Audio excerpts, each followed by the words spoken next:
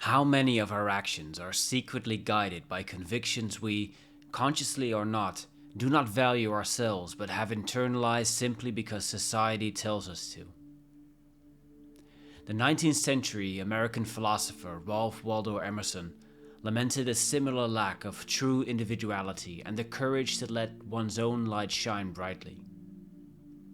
Emerson was one of the key contributors to the philosophical movement of transcendentalism that espoused an ardent belief in the power of each individual to think, but above all, do great things.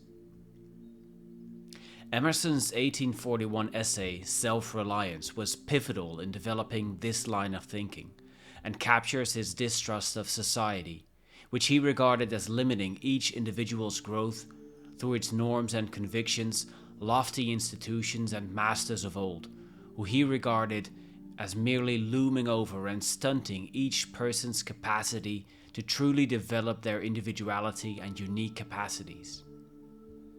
He writes, "To believe your own thought, to believe that what is true for you in your private heart is true for all men, that is genius. Speak your Latin conviction, and it shall be the universal sense, for the inmost in due time becomes the outmost." What keeps us, however, from trusting ourselves and innermost thoughts is a reverence of the past. The highest merit we ascribe to Moses, Plato, and Milton is that they set at naught books and traditions and spoke not what men but what they thought. A man should learn to detect and watch that gleam of light which flashes across his mind from within, more than the lustre of the firmament of bards and sages. Yet he dismisses without notice his thought, because it is his. In every work of genius, we recognize our own rejected thoughts. They come back to us with a certain alienated majesty. I am ashamed to think how easily we capitulate to badges and names, to large societies and dead institutions. Man is timid and apologetic. He is no longer upright. He dares not say, "I think I am," but quotes some saint or sage. Whence this worship of the past? Emerson stressed the importance of learning to trust ourselves first and foremost, as well as a strong, potent force, albeit mostly dormant, that is bottled inside of us.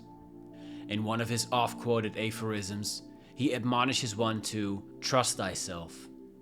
Every heart vibrates to that iron string. Emerson was deeply skeptical of social mores, viewpoints, and norms, but also realized that life outside society is virtually impossible. He was among the first to stress how human beings are far from impervious to reenacting what other people do or deem fit to do, predating the famous Asch conformity experiments conducted in the 1950s. In these experiments, participants were shown pieces of paper with a line on the left side and asked to determine which of several lines were of similar length on the right side. Little did participants know, however, that they were singled out as actual participants in a larger group of whom the remaining members were part of the experiment. As the other group members all purposely provided incorrect answers, the actual participants were often left confused as to whether to base their answers on their own judgment or on the clearly incorrect majority opinion. On average, about 1/3 of the participants opted for the incorrect majority answers, whereas about 75% of participants conformed at least once. Interestingly, participants revealed that they did not actually agree with the answers provided by the others after the experiment. Most of them considered groups to provide better judgments as a result of pooling of cognitive resources, or simply want to avoid the discomfort of the group by being considered an outsider by others. In some cases, group views even distorted participants' judgments to such an extent that they were unable to clearly distinguish group views from personal perceptions, and were utterly convinced that the group was, in fact, correct. Recent advances in neuroscience also attest to how easily we develop similar preferences of things based on how other people may value it, and even having similar opinions to others may also generate a sense of reward. Yet by yielding to group viewpoints and pressure, we yield ourselves, relinquishing the sacred integrity of your own mind. We allow ourselves to become no more than obedient cattle by refusing to stand up for our own judgments. As Emerson put it, imitation is suicide. Adding to the difficulty of truly letting one's own mind speak, conformity may be conscious or not. Thus, we are often not even aware of the extent to which we copy other people's behavior, meanwhile trampling our own thoughts and intended actions. Emerson too envisaged an uphill road for anyone learning to distinguish his or her inner voice from all the external noise that bombards us, and is able to remain steady acting on his or her inner musings amidst it all. One must continuously cultivate a sense of self-trust and learn to act accordingly.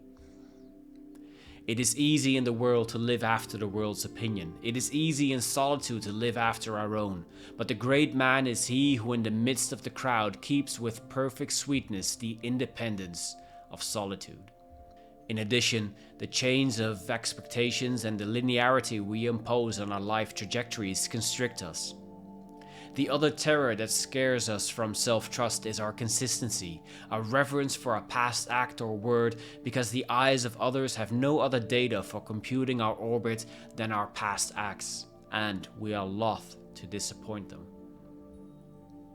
Life, Emerson reminds us, is perpetually in motion through clashes of opposites. This is where progress comes from. We should lose our fear of being wrong and failing now in order to succeed in the future.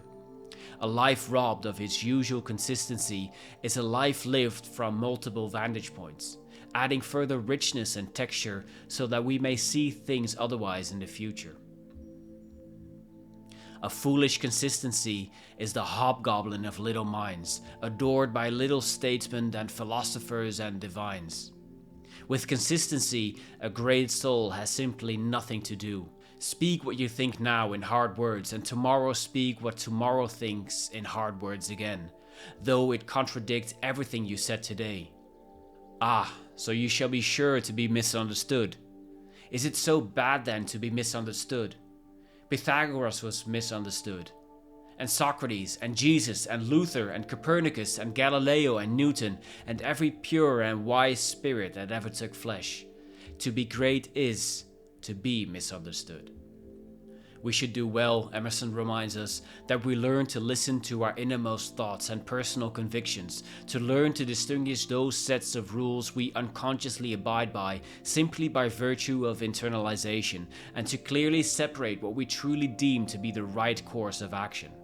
Or, in a more contemporary and concise fashion, we shouldn't let the noise of others' opinions drown out our own inner voice, as Steve Jobs put it.